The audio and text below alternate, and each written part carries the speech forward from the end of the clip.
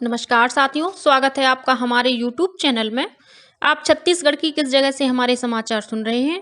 कृपया comment box में लिखकर हमें जरूर बताएं। रायपुर से प्रस्तुत हैं छत्तीसगढ़ के प्रादेशिक समाचार। समाचारों के साथ मैं रजनी शुक्ला। पहले मुख्य समाचार। मुख्यमंत्री भूपेश बघेल के प्रस्ताव को भारत सरकार ने दी मंजूरी। मध्याह्न भोजन में शामिल होगा मिलेट्स। दक्षिण अफ्रीका से 12 चीते मध्य प्रदेश के कूनो नेशनल पार्क पहुंचे। छत्तीसगढ़ के मनोनीत राज्यपाल विश्वभूषण हरिचंदन 23 फरवरी को शपथ ग्रहण करेंगे। पूर्व केंद्रीय मंत्री और भाजपा के वरिष्ठ नेता रमेश बैस ने महाराष्ट्र के राज्यपाल पद की शपथ ली। अखिल भारतीय दिव्यांग T20 क्रिकेट प्रतियोगिता का आयोजन 20 फरवरी से भिलाई में किया जाएगा। और महाशिवरात्रि का पर्व कल श्रद्धा और हर्षोल्लास के साथ मनाया गया। राजिम माघी पुन्नी मेले का भी हुआ समापन। अब समाचार विस्तार से। मुख्यमंत्री भूपेश बघेल द्वारा मध्याह्न भोजन योजना में मिलेट्स को शामिल करने के प्रस्ताव को केंद्र सरकार ने मंजूरी दे दी है। अब प्रधानमंत्री पोषण शक्ति योजना के तहत छत्तीसगढ़ के 12 जिलों में सोया चिक्की के स्थान पर सप्ताह में 4 दिन स्कूली बच्चों को मिलेट्स से निर्मित खाद्य पदार्थ वितरित किए जाएंगे। उल्लेखनीय है कि राज्य में मिलेट्स के उत्पादन के लिए किसानों को भरपूर प्रोत्साहन दिया जा रहा है। कोदो, कुटकी, रागी जैसे मिलेट्स का समर्थन मूल्य पर उपार्जन किया जा रहा है। इसके अलावा मिलेट मिशन के अंतर्गत राज्य के मिलेट्स उत्पादन किसानों को 9,000 रुपए की इनपुट सब्सिडी प्रदान की जा रही है। बता दें कि वर्ष 2023 को अंतर्राष्ट्रीय मिलेट वर्ष घोषित किया गया है। दक्षिण अफ्रीका से 12 चीते कल मध्य प्रदेश में कूनो राष्ट्रीय उद्यान पहुंचे। 12 चीतों में 7 नर और 5 मादा हैं। 12 चीते शामिल किए जाने के साथ ही कूनो राष्ट्रीय उद्यान में कुल चीतों की संख्या बढ़कर 20 हो गई है। भारत आए इन चीतों की आवभगत के लिए कूनो नेशनल पार्क में पर्याप्त इंतजाम किए गए हैं। इससे यहां पर्यटन और विकास के नए द्वार खुलेंगे। चीता पुनर्वास परियोजना से जुड़े विशेषज्ञों को उम्मीद है कि दक्षिण अफ्रीका के चीते भी जल्दी ही कूनो को अपना नया घर बना लेंगे। छत्तीसगढ़ के मनोनीत राज्यपाल विश्वभूषण हरिचंदन 23 फरवरी को शपथ ग्रहण करेंगे। राजभवन में होने वाले कार्यक्रम को लेकर तैयारियां शुरू हो गई हैं। मुख्य सचिव अमिताभ जैन ने कल नवा रायपुर में बैठक लेकर राज्यपाल के आगमन सहित अन्य व्यवस्थाओं के संबंध में अधिकारियों को निर्देश। बैठक में राज्यपाल के शपथ ग्रहण समारोह के लिए बैठक व्यवस्था, सुरक्षा व्यवस्था सहित अन्य व्यवस्थाओं की तैयारियों के संबंध में भी विचार विमर्श किया गया। वहीं पूर्व केंद्रीय मंत्री और भाजपा के वरिष्ठ नेता रमेश बैस ने कल महाराष्ट्र के राज्यपाल पद की शपथ ली। बॉम्बे उच्च न्यायालय के कार्यवाहक मुख्य न्यायाधीश SP गंगापुरवाला ने श्री बैस को शपथ दिलाई। श्री बैस ने मुंबई के राजभवन में आयोजित समारोह में मराठी में शपथ ली। इस अवसर पर मुख्यमंत्री एकनाथ शिंदे, विधानसभा अध्यक्ष राहुल नार्वेकर, पर्यटन मंत्री मंगल प्रभात लोढ़ा और छत्तीसगढ़ के प्रदेश भाजपा अध्यक्ष अरुण साव उपस्थित थे। अखिल भारतीय दिव्यांग T20 क्रिकेट प्रतियोगिता का आयोजन 20 फरवरी से भिलाई के सेक्टर 10 स्थित BSP मैदान में किया जाएगा। 24 फरवरी तक चलने वाली इस प्रतियोगिता में छत्तीसगढ़ सहित अन्य राज्यों की 4 टीमें हिस्सा लेंगी। इनमें इंडियन लीजेंड्स, इंडियन सुल्तान, रॉयल इंडियन और इंडियन फाइटर्स की टीमें शामिल होंगी। अखिल भारतीय दिव्यांग क्रिकेट एसोसिएशन के अध्यक्ष रविकांत चौहान ने बताया कि प्रतियोगिता के 6 लीग मैच भिलाई में खेले जाएंगे। वहीं फाइनल मुकाबला 24 फरवरी को नवा रायपुर के शहीद वीर नारायण सिंह अंतर्राष्ट्रीय क्रिकेट स्टेडियम में होगा। छत्तीसगढ़ क्रिकेट एसोसिएशन के अध्यक्ष जुबीन शाह ने बताया कि प्रदेश के स्कूल कॉलेजों में दिव्यांग क्रिकेट को बढ़ावा देने विद्यार्थियों को प्रोत्साहित किया जा रहा है। छत्तीसगढ़ की ओर से आने वाले समय में दिव्यांग क्रिकेट खिलाड़ियों की टीम बनाई जाएगी, जो रणजी ट्रॉफी की तर्ज पर खेलेगी। देश भर में महाशिवरात्रि का पर्व कल श्रद्धा और हर्षोल्लास के साथ मनाया गया। राजधानी रायपुर सहित प्रदेश के सभी शिवालयों में सुबह से ही जलाभिषेक और पूजा अर्चना के लिए श्रद्धालुओं की भीड़ उमड़ पड़ी। इस अवसर पर श्रद्धालुओं ने नदियों में पुण्य स्नान भी किया। मुख्यमंत्री भूपेश बघेल ने महाशिवरात्रि के अवसर पर प्रदेशवासियों को बधाई और शुभकामनाएं दी। महाशिवरात्रि पर कल दुर्ग जिले में शिवनाथ नदी के महमारा तट में शिव महोत्सव का आयोजन किया गया। इस मौके पर श्रद्धालुओं ने पुण्य स्नान कर भगवान शिव की आराधना की। इस महोत्सव में शहर विधायक अरुण बोरा और महापौर धीरज बाकलीवाल भी शामिल हुए। वहीं राजनांदगांव शहर में प्रजापति ब्रह्मा कुमारी द्वारा भगवान शिव की शोभा यात्रा निकाली गई।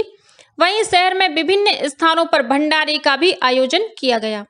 उधर जांजगीर चांपा की धार्मिक नगरी खरौद स्थित लक्ष्मणेश्वर मंदिर में कल सुबह से ही भक्तों का तांता लगा रहा।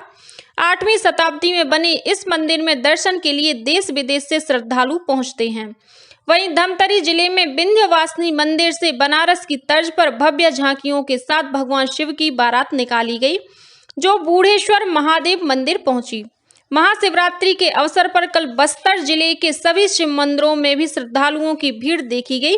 जगदलपुर के दलपत सागर में स्थित शिव मंदिर को विशेष रूप से सजाया गया। वहां तक पहुंचने के लिए नगर निगम द्वारा नाव और बोट की व्यवस्था की गई है। इधर महानदी पैरी और सोढूर नदियों के त्रिवेणी संगम पर आयोजित राजिम माघी पुन्नी मेले में कल सुबह हजारों लोगों ने स्नान कर कुलेश्वर महादेव की पूजा की। इस मेले का कल समापन हो गया।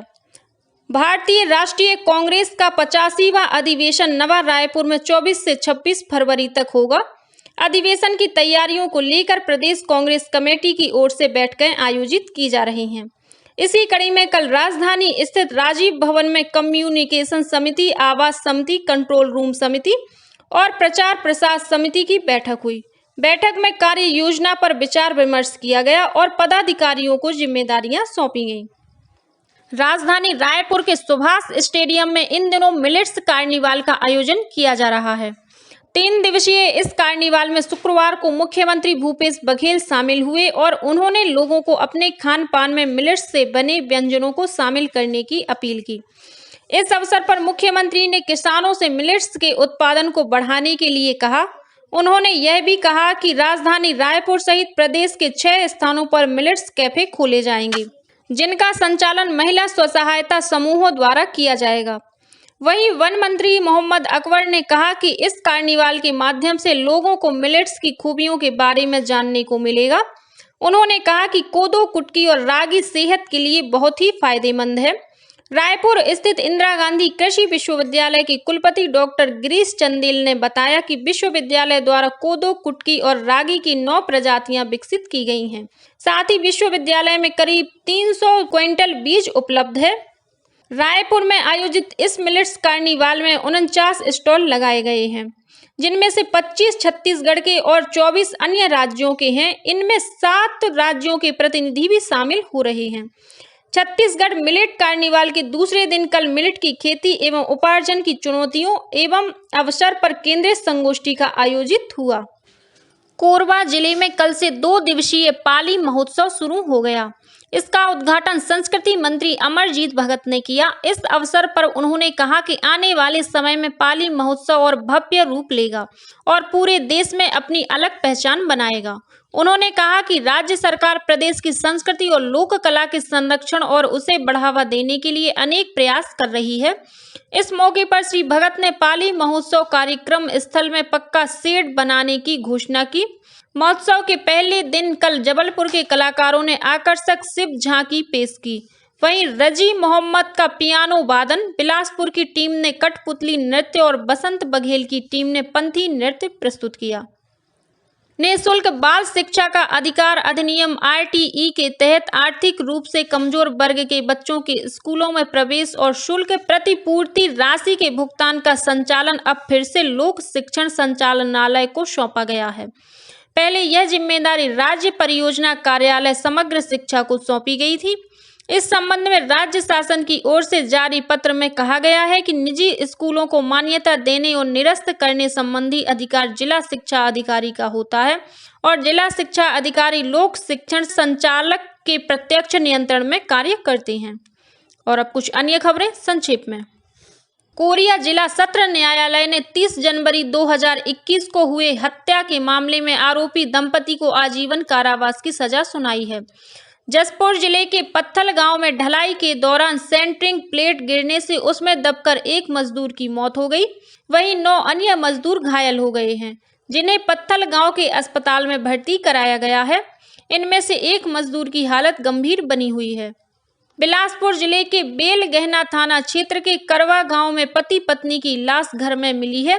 पुलिस मामले की जांच में जुट गई है। जांजगीर चांपा जिले के साकर गांव में ट्रैक्टर के अनियंत्रित होकर पलटने से उसमें सवार 2 युवकों की मौत हो गई, वहीं 6 अन्य लोग घायल हो गए हैं। ये सभी परसाही गांव में आयोजित महाशिवरात्रि मेले से वापस लौट रहे थे। दुर्ग जिले में कल भाजपा कार्यकर्ताओं द्वारा किए गए चक्का जाम के दौरान भीड़ में फंसे लोगों ने 18 भाजपा कार्यकर्ताओं के खिलाफ विभिन्न थानों में अपराध दर्ज कराए हैं। राजनांदगांव जिले में 24 फरवरी से 2 मार्च तक स्वदेशी मेला का आयोजन किया जाएगा। इसमें हस्त निर्मित उत्पादों की प्रदर्शनी लगाई जाएगी। रायपुर स्थित गोदावरी इस्पात संयंत्र के शिफ्ट इंचार्ज का अपहरण करने, फिरौती मांगने और घर में घुसकर महिला से छेड़छाड़ करने के मामले में भिलाई पुलिस ने 3 आरोपियों को गिरफ्तार किया है। जिला रोजगार और स्वरोजगार मार्गदर्शन केंद्र रायपुर द्वारा 21 फरवरी को पुराना पुलिस मुख्यालय परिसर में प्लेसमेंट कैंप का आयोजन किया जाएगा। इसके माध्यम से 100 से अधिक पदों पर भर्ती की जाएगी।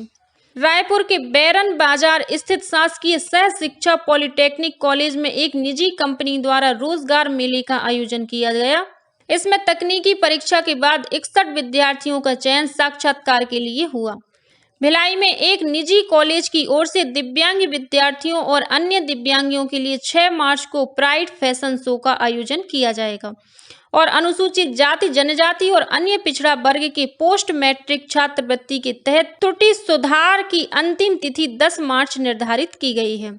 इसी के साथ छत्तीसगढ़ के समाचारों का ये बुलेटिन समाप्त हुआ। नमस्कार।